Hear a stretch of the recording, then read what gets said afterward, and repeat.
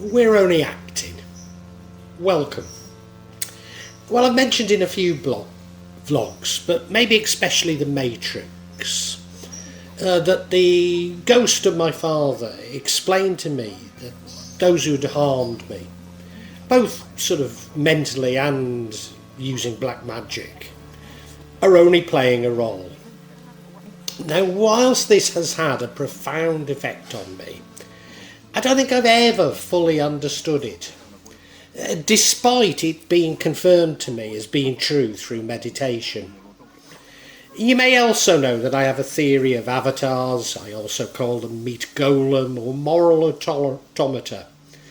The idea that some people appear to have given up their free will and are simply following predefined roles in this universe. Well, yesterday I listened to a new ager expressing a very similar theory to mine. But this really did make me think about what I believe, but also how I differ from them. Now, I'm not going to name them, and it's not intended as a criticism of them. It's only intended to explain my own thoughts, and hence this vlog.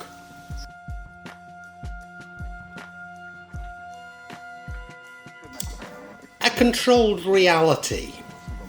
I guess the starting point to understand the arguments I'm going to present is, is the view that I've repeated so many times. Although I have put a nuance on it that it's not worth going into now, but that we co-create our reality with God. Now, as you know, I'm a little bit scathing of the law of attraction. Not because it doesn't work, but simply its commercialization. But at its simplest, to understand what I'm saying, this has been distilled into the law of attraction. The argument goes further that there are multiple alternative realities, universes as I call them, but the new ager that prompted me to do this calls them timelines, and that we can skip between them. In other words, what we call reality is a mere chimera, and is created by us through our consciousness. This is similar to the holographic consciousness theory, but is actually best explained in my consciousness matrix vlog. However, this relies on some external energy input to create that to spark that consciousness in the first place. Whereas I'm not entirely certain about this, and certainly not so concerned about this aspect. But this is where it gets really interesting. What if some external force could interfere with our ability to create our reality? In other words, could we be creating our reality through manipulative information? Now again, this is something I've spoken at length on. I call it hegemony, and I've especially talked about it in the Vampire's Castle. And I was going to say the traditional view of hegemony, I actually mean the sociological view of hegemony, suggests that a class or a business interest define what we believe, and therefore the reality that we create. And now, of course, this is achieved via the media, but I would argue more pervasively via education, and above all via science. And now maybe this is best illustrated in terms of politics in the United States. I've often suggested that in the US now seems to have fallen into a political quagmire that I think, not to put too fine a point on it, is threatening Western democracy. There are accusations and counter-accusations that groups are either fascists or communists, and they appear to have taken the place of educated debate in the United States, despite there being very limited evidence of fascism or communism having actually taken hold in America. Indeed, I would argue that despite these huge divisions, very little changes when presidents actually change in the US. Maybe, however, an easier concept to understand and one less contentious is that companies create desire for their products via advertising. Now, as you know, I've worked as an academic at an international business school, and throughout my academic career I've argued against this. But when I look at my stepdaughters, it's all too apparent. You know, they're consuming things simply based on the advertising messages, not based any logic. Now, the New Ager describes this as predictive programming, and I have discussed behavioural programming, although we're not quite talking about the same thing, but let's go with her definition. She also describes it as trauma-based mind control, that we're subjected to a series of crises or traumas to sensitise us to the malevolent scenarios they want us to create. These are reinforced by repetition, which they argue with the sound bites, which of course have become also pervasive at the moment. So we're held in a state of constant shock as a form of collective conditioning, reinforced by violent and troubling images. We are tricked into believing that this vision of the world is somehow inevitable. Again, the manipulation in politics means that we no longer have a vision or even a concept of a better society. Only a fight between political parties that really have very little difference between them. Indeed, our own humanity and empathy is being used against us. As we've already seen the predetermined solutions, i.e., we're not using our own free will in these solutions. Now, this New Ager argues that we should not be led by fear, and this is a conclusion I've reached and could not agree more with her. Definitely. And my own nuance is that psychopaths have taken over control of almost all of our institutions. And, well, all of our institutions have been corrupt and are no longer serving us. And that's because they're using them to promote a psychopathic view of the world, on all of humanity. Why? Well, as you know, I think our mission is to get closer to God by suppressing the ego. And their psychopathic assumptions do the exact opposite to this.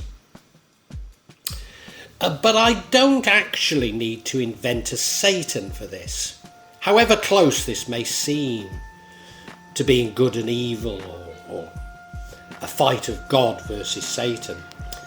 Indeed, I actually believe that the dark triad, in other words, psychopaths, Machiavellians and narcissists, are sent back to Earth to experience their own hell with unsatiable desires. I think this is all a part of the plan. You don't need a Satan for this to be happening. But if it helps you to understand it, that's fine.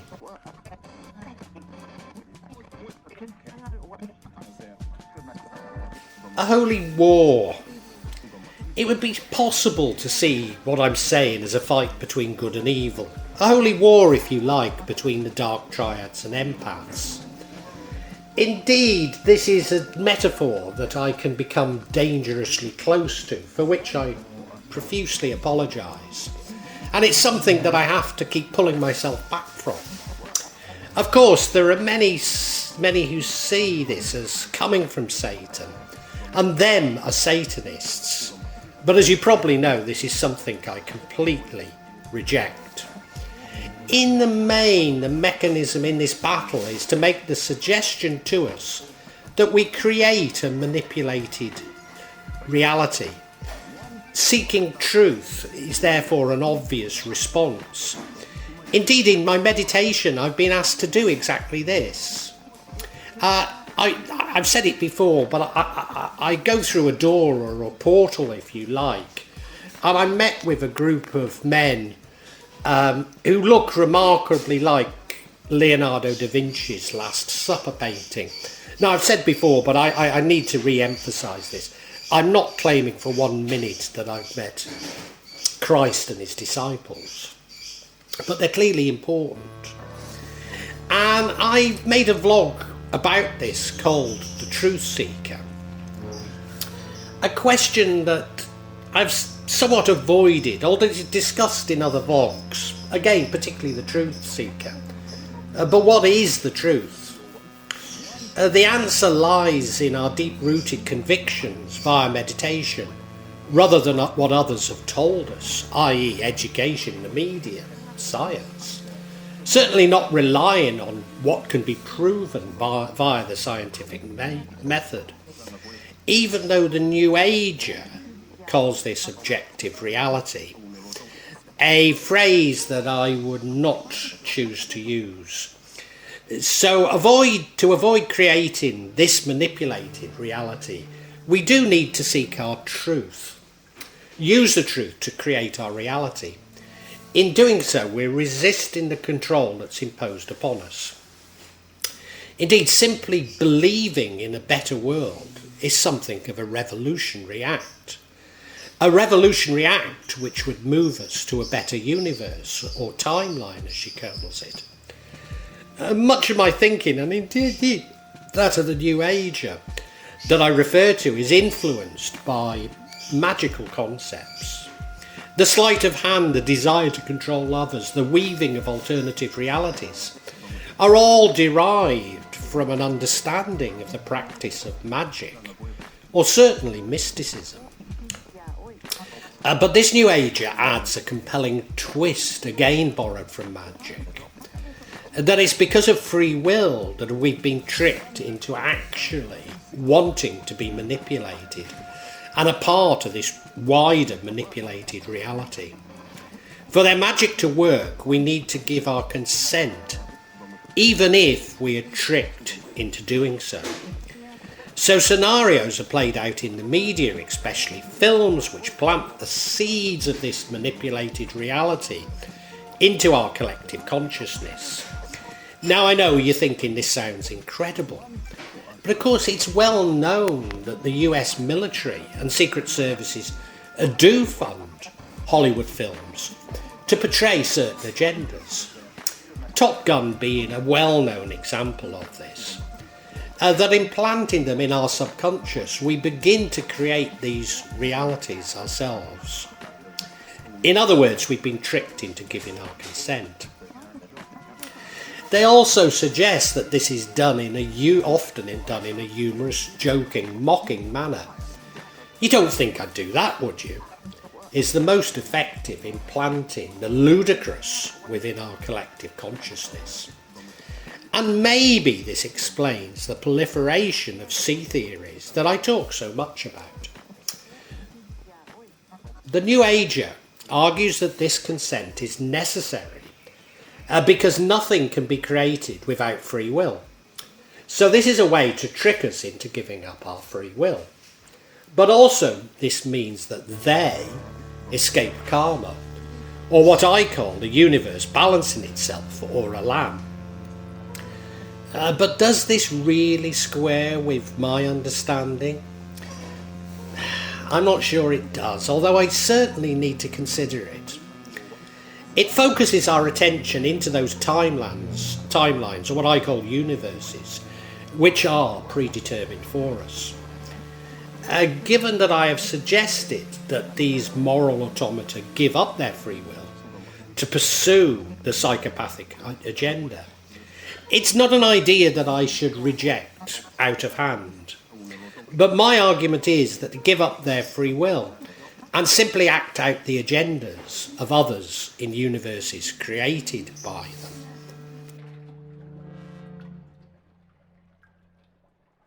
Tribalism.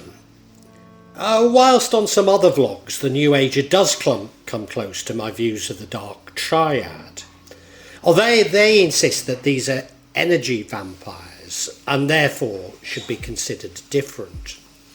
But the main vlog keeps talking about them without defining them. And it's this which really got me thinking. because it all sounds dangerously close to a sea theory in itself. Yes, I do argue that psychopaths have taken over government, business, etc. I'm not necessarily arguing that there doesn't exist a sea, or maybe I'm saying there are many collusions and seas. But I'm not pointing to an evil genius or cabal of evil geniuses. At a much less sinister level, there's an increasing trend to call those who follow the narrative sheep, and those who can partially see through it awake. But awake to what? Could their alternative reality also be being constructed? Indeed, this new ager could be a part of a constructed alternative narrative aimed at confusing and dividing us. In my vlog, I'm sorry, I describe how we're divided using identity politics. The use of us and them seems to be a part of this division, and here's my main worry. The issue with tribalism is that it reasserts the ego, thereby taking us further away from God. In other words, it focuses on the self, which is the very thing I believe we should be suppressing. Indeed, it sets up negative energies when the solution is love to reduce entropy. Playing out roles. In fairness, in another vlog, this new ager does agree with me that this psychopathic behaviour is something we're all capable of, although of course uses the word energy vampire. So possibly they do water down this oppositional scenario I describe. In fact, I've argued that in some universes we ourselves are moral automata, and in others we have free will. So this is my father's comment that they're only playing out roles. A part of the new age, as opposed to the new ager that I'm talking about, but a part of the new age that I flirt with, but is actually derived from Buddhism, is that we're here on this earth to learn lessons about ourselves and cycles. Even lives will keep being repeated until we have learnt this lesson. The New Ager suggests that we have a contract to undergo this learning. I may differ from this in as much as I believe that our learning is about suppressing the ego through love in order to become closer to God, but maybe that's just a nuance. The New Ager seems to call this paradigm blindness, alluding to non-dualism, which, as you know, I have an awful lot of time for. But what do I believe? But what I do believe is that our experience in a universe is sent so that we should learn about things. So all the manipulation by psychopaths, whether our leaders or simply those close to us, people we meet even, are sent to assist us in our learning. I've even speculated that we create these incidents from our consciousness. So maybe we actually create our own traumas, and it's through creating our own traumas that we learn. After all, we learn from our mistakes, not our successes. Indeed, I've speculated that the black magic I've suffered is from deep within my own subconscious. So we really all are actors within our own play or universe. Well, I really hope you've enjoyed this vlog. And if you have, can you help me out a little? Subscribe to the channel, hit the bell, and then you'll be notified of future vlogs. But also hit the like button and make a comment, because these seem to be what determine the YouTube algorithm, and I'm being really punished by it.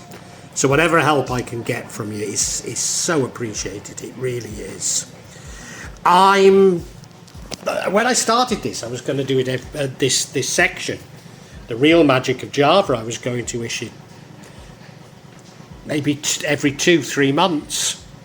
Now it's happening maybe every 2 or 3 days. So yeah, if you hit the bell, you'll hear about it. And thank you so much. Thank you for listening. Really heartfelt thanks.